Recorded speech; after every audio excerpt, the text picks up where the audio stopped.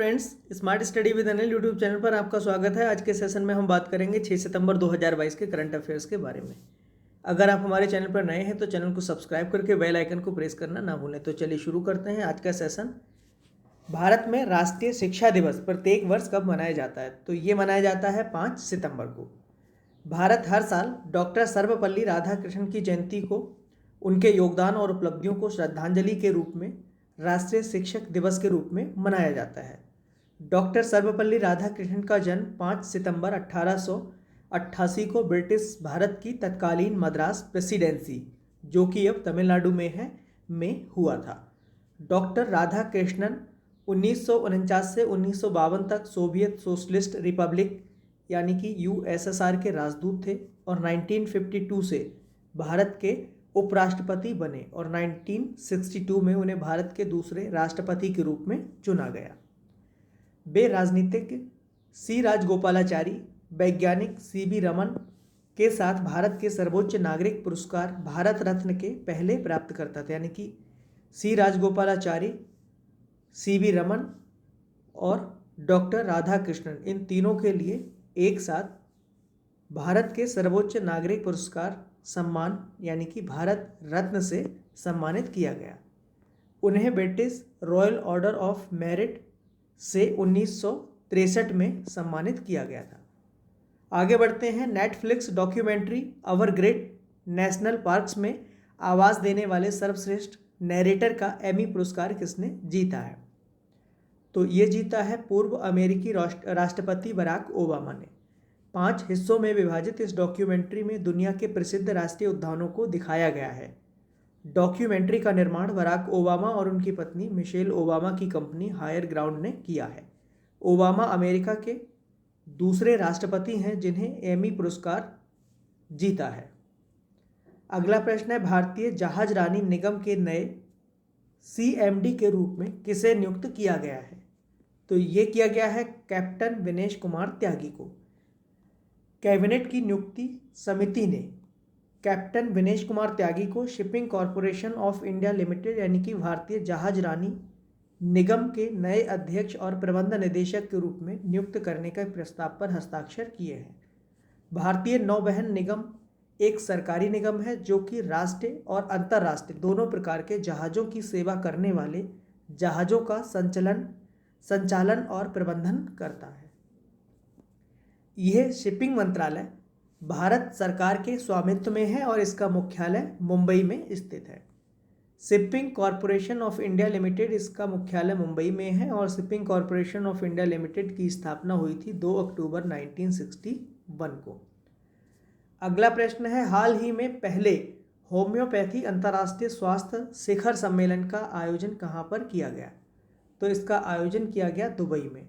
Dubai द्वारा आयोजित पहला होम्योपैथी अंतर्राष्ट्रीय स्वास्थ्य शिखर सम्मेलन का उद्देश्य चिकित्सा दवाओं और प्रथाओं की होम्योपैथी प्रणाली को बढ़ाना और बढ़ावा देना था। पहले वैश्विक होम्योपैथी स्वास्थ्य शिखर सम्मेलन में भारत और दुनिया भर से बड़ी संख्या में शीर्ष डॉक्टरों ने इसमें भाग लिया। नेक्स्ट, किस राज्य के मुख्यमंत्री ने ग्रामीण पिछवाड़े सुअर पालन योजना का शुभारंभ किया है? तो ये किया गया है मेघालय के मुख्यमंत्री कॉनरैड के संगमा के द्वारा। इसका उद्देश्य ये सुनिश्चित करना है कि किसान विभिन्न पशुधन खेती गतिविधियों के माध्यम से एक स्थायी जीविका अर्जित करें। मेघालय की राजधानी शिलांग है। वर्तमान में मुख्यमंत्री कौन है? कॉनरैड कोंगकल संगमा। और मेघालय राज्य के जो राज्यपाल हैं वर्तमान में कौन है? सत्यपाल मलिक। अगला प्रश्न है, इंड बैंक ने आपूर्ति श्रृंखला वित्त पोषण के लिए किसके साथ समझौता किया है? तो इंडस इंड बैंक ने एडीबी के साथ एक समझौता किया है। इंडस बैंक ने आपूर्ति श्रृंखला के वित्त पोषण के लिए 560 करोड़ रुपए के शुरुआती खर्च के साथ आंशिक गारंटी कार्यक्रम के लिए एशियाई विकास बैंक यानी कि एडीबी के साथ एक समझौता किया है।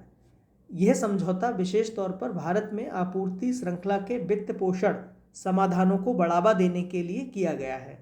इंडसइंड बैंक के वर्तमान अध्यक्ष कौन है? अरुण तिवारी हैं। और सीईओ कौन है? सुमंत कथपालिया। अगला प्रश्न है, अभी हाल ही में किस एक प्रसिद्ध इतिहासकार का निधन हुआ है? तो ये कौन थे? बी शेख अली, जिनका अभी हाल ही में निधन हुआ है। प्रसिद्ध इतिहासकार और मैंगलोर और गोवा विश्वविद्यालयों के पहले कुलपति प्रोफेसर बी शेख अली का निधन हो गया है। वह 1986 में भारतीय इतिहास कांग्रेस के 47वें सत्र के महासचिव और 1985 में दक्षिण भारत इतिहास कांग्रेस के संस्थापक अध्यक्ष थे। वह राज्योत्सव पुरस्कार के प्राप्तकर्ता हैं और उन्होंने अंग्रेजी में कुल 23 पुस्तकें लिखी हैं। अगला प्रश्न है, अभी हाल ही में किसे संसद टीवी के मुख्य कार्यकारी अधिकारी यानी कि सीईओ के रूप में नियुक्त किया गया है?